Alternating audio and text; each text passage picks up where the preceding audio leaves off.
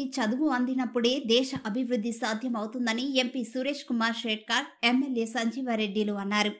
సంగారెడ్డి జిల్లా కంక్టి మండల పరిధిలోని తడ్కల్ గ్రామంలో జెడ్పీహెచ్ఎస్ పాఠశాల అదనపు గదుల నిర్మాణానికి సమగ్ర శిక్ష అంచనా విలువ 27 లక్షల రూపాయలతో నిర్మాణానికి భూమి పూజ కార్యక్రమంలో పాల్గొన్నారు.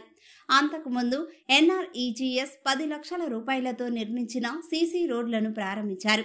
ఈ సందర్భంగా వారు మాట్లాడుతూ విద్యార్థి భవిష్యత్తు తరగతి గదిలో నిర్మితమవుతుందన్న స్వామి వివేకానంద సంస్కృతికి అనుగుణంగా ప్రతి విద్యార్థి భవిష్యత్తును తీర్చిదిద్దవలసిన బాధ్యత ఉపాధ్యాయులపై ఉంటుందన్నారు.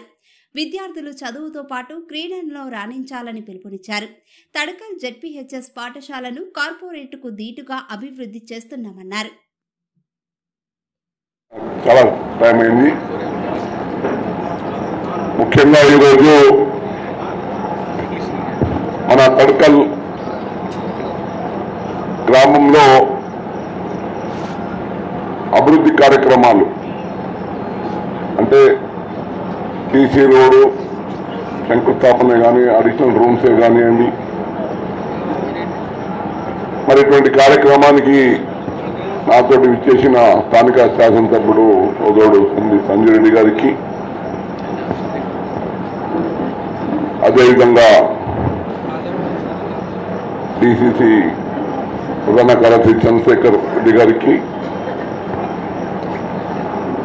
మరి ఎంపీడీఓ గారు, ఎంఆర్ఓ గారు, డిప్టీ మధుసూదన్ రెడ్డి గారు, మరి మా చైర్మన్ షాదుల్ గారు,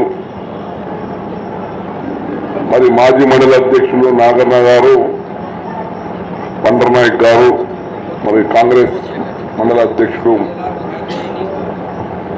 మల్లారెడ్డి గారు, మరి పెద్ద మల్లారెడ్డి గారు, డాక్టర్ అమిత్ గారు,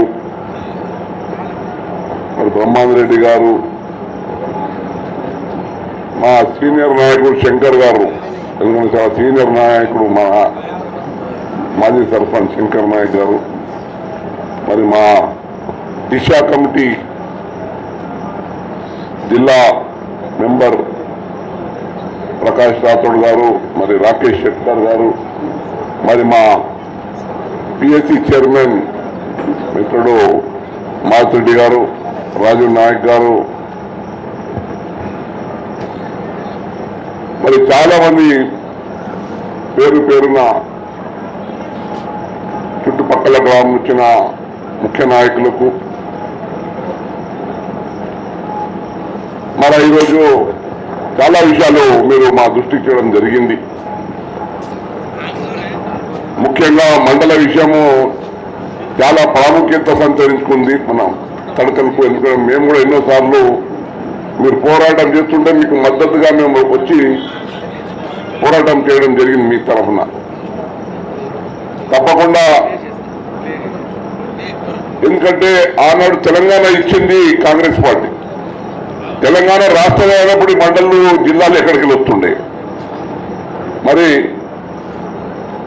ఆనాడు తెలంగాణ పోరాటంలో మీ ఎంపీగా నేను కూడా పార్లమెంట్లో బిల్ పాస్ చేసిన ఘనత మాకే ఉంది. మరి 10 ఏళ్లలో మరి ఇస్తా అన్న మరి ఒక రాష్ట్రం ఇచ్చిన మేము, ఇదేం జిల్లా మండలం పెద్ద కథ కాదు మా ఆయన. కానీ ఆయన కేసీఆర్ గారు ఇట్లా జిల్లాలు ఇచ్చిందంటే 10 జిల్లాలు అంటే 33 జిల్లాలు చేసిన. ఇది పట్టా పాస్బుక్ తోని అందరు కూడా ఐడెంటిఫై చేశారు, అరువులందరినీ గుర్తించారు.